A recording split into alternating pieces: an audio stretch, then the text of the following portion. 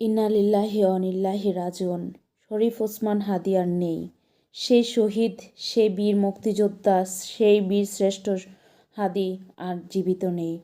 সে প্রতারক গুলি করে শরীফ ওসমান হাদিকে একদম ধ্বংস করে দিল। সেই শরীফ ওসমান হাদিকে আপনারা জানেন নিয়ে গিয়েছিল সিঙ্গাপুর বড় একটি হসপিটালে, যাতে করে ভালো চিকিৎসা দিয়ে তাকে সুস্থ করে নিতে পারে। কিন্তু শেষ রক্ষা আর হলো না। নিয়তির কাছে যেন হার মেনে গেল সেই শরীফ ওসমান হাদি।